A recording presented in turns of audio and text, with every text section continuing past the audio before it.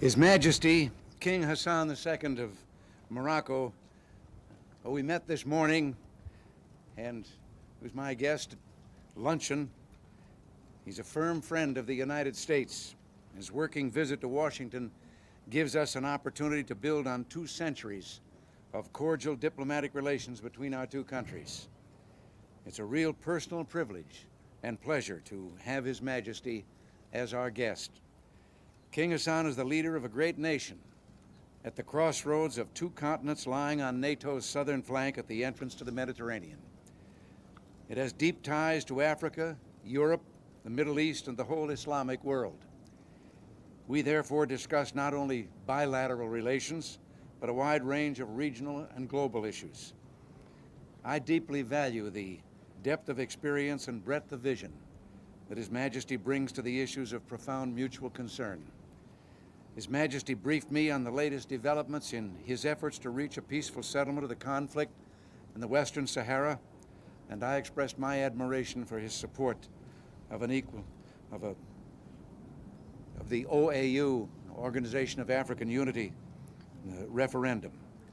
We discussed opportunities for continued progress in the Middle East and agreed to continue a strategic dialogue on security issues. We reviewed the progress that we've achieved in augmenting our bilateral relations. The Binational Committee for Economic Relations that Secretary Baldrige chaired last January, the Joint Military Commission that held its first meeting last month, and the agreement establishing a binational commission for cultural and education exchange that Secretary Haig signed in Morocco in February. We considered other opportunities for closer cooperation between our 2 countries in private investment, trade, and other areas. And I expressed to His Majesty the great value the United States places on cooperation with him and on friendship with Morocco, a country that stood with us at our independence, fought at our side during the Second World War, and joins with us today in the quest for world peace and security. Your Majesty, we're honored to have you here, and we bid you welcome. Mr. President, I shall try to be understood against and even my very bad English, but I shall try to speak the language of the heart to thank you very deeply, you and your government and your people, for your hospitality. And I can assure you that from yesterday in the afternoon, still now, I really felt that I was between very strong and loyal friends. Naturally, the nature of the problems of the United States and the nature of our problems in Morocco, they have not the same volume, and they are not at the same level.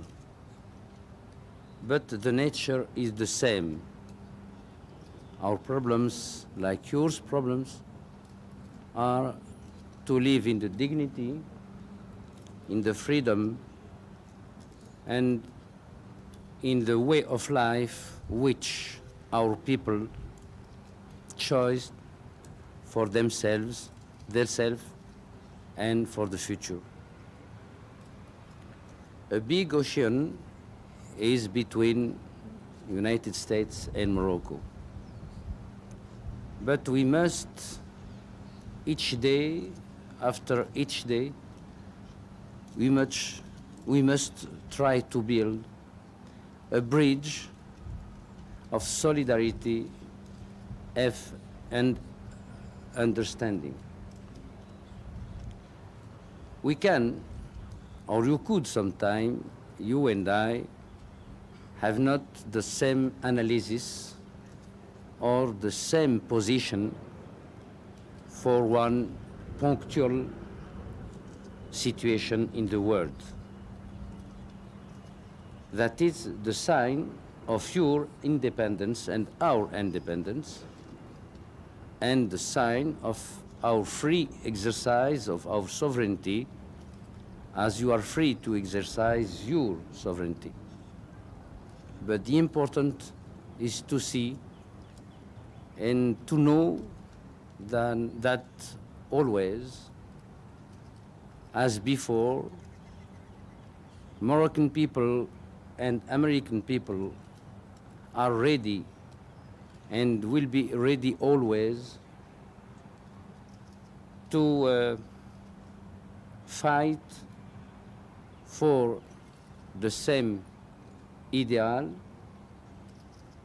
and to mix their blood for the dignity of man and the freedom of the countries. Again, Mr. President, I thank you very warmly for your hospitality, and I wish for your country prosperity and glory, and for yourself health and success. Thank you. That's just fine. Thank you very much. Well, we should be part. Now, you've all heard what you've got to talk about.